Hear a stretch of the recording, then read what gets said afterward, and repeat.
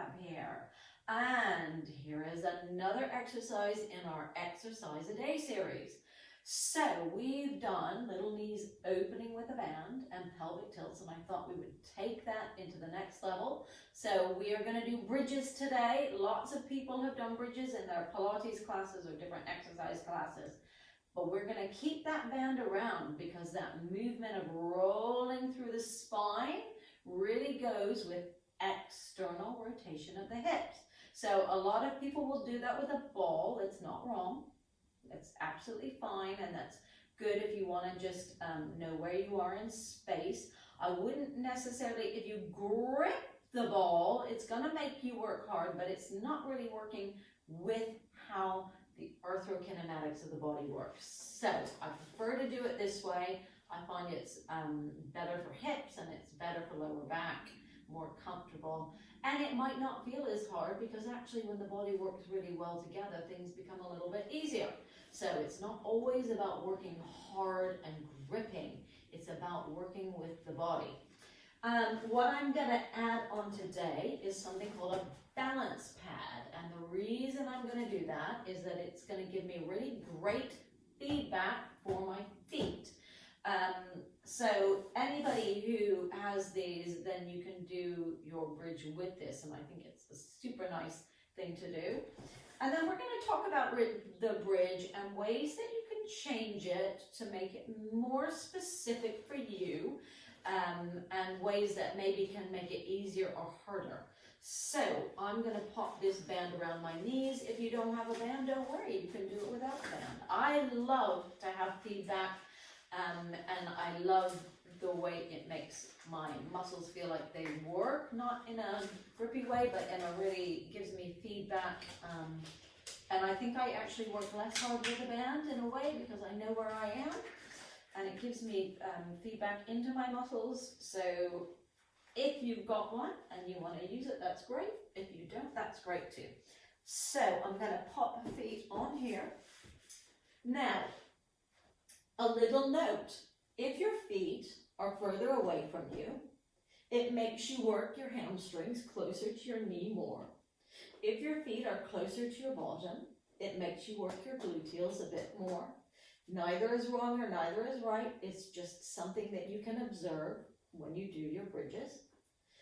So I've got my feet set up now, and as I've talked about in our video exercise where we just were doing pelvic tilts, we want to make sure that the feet aren't rolled in, because if the feet are rolled in, then it's not congruent with the way that the bones move. So we need to make sure that we're a little bit more towards the outside of the heel, not rolling onto the outside of the foot. If you imagine the fourth and fifth toe coming up through the fourth and fifth toe, and then up into the heel bone, because the heel bone actually sits more in line with the fourth and fifth toe. People don't know that. And I want you to think that the base of the big toe is down. Don't let that roll off or come off. We're going to gently take the knees open and we're going to flatten the back. And as I've talked about before, we're not gripping the tummy. I'm not going to pull myself up from my tummy. I shouldn't feel like my chest gets pulled down when I do this. So my upper half should stay where it is. We're going to flatten the back, reaching the knees away, and we're going to roll the tailbone off, reaching out through the thighs. Now, when I first started doing this, I was so tight in my quads, I felt almost like my knees caps were going to rip. It wasn't great. So you only go to where you feel really comfortable. Now you come up into that position, your knees are open in the band, and we're going to start to gently roll back down, nice and slowly. Don't grip that belly. And you're going to roll all the way down through the spine, keeping those knees open in the band if you've got the band. And then as your tailbone comes down, your knees gently come back together. So the squidgy balance pad under my feet gives me feedback. If you don't have it, that's absolutely fine. We can do the same thing there. And gently taking those knees open as you pelvic tilt, lengthening the lower back. So I don't need to grip around my coccyx, I don't need to grip around my pelvic floor. It can just be from the legs, the side of the legs coming into your gluteals, holding that band open, keeping the shoulders relaxed. And then gently rolling back down, keeping those feet where they belong. Don't grip with your toes. Good. No gripping with the belly. Don't roll up, using that belly to do it, and relaxing all the way back down. So, top tip, if you're really hyperextended in your knees and you want to strengthen the muscles a little bit more around the knee joint, then elevating your legs will help you do that. So you can stack yourself. It's better if you've got something firm, if you've got a little stool or a box. And if you want to be really mean, you can use a chair, a low-down chair. So if I've got my legs elevated and I go into my pelvic tilt, I'm going to take my knees open into the band, rolling through the spine. As I roll up, now I'm going to feel this more in my hamstrings as my heels are elevated. And then you're going to gently roll back down. And that definitely targets a little bit more through the hamstring as I do that.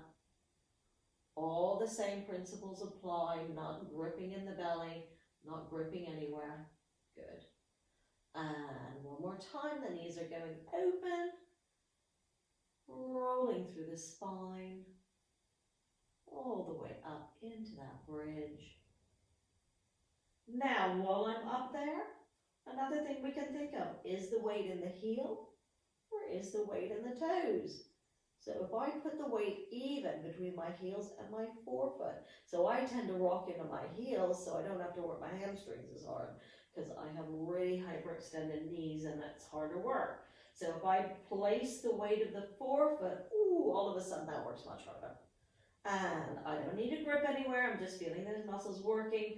And then rolling back down through the spine, keeping the forefoot on the ground. Relax. That is definitely enough today. When I finish doing my bridges, I always like to bring my knees in, gently push my knees into my hands, and relax. Right, so that is your exercise for the day, the bridge, and that's going to get the back of those legs super strong for anybody with hyperextended knees. I hope you enjoyed it. If you did, don't forget to subscribe. Don't forget to tell me that you liked that video or that exercise. Tell me what you liked about it or tell me what you didn't like about it. And I hope to see you again soon for another exercise a day. It's Bonnie Southgate, hEDS Rehab here. Have a great day.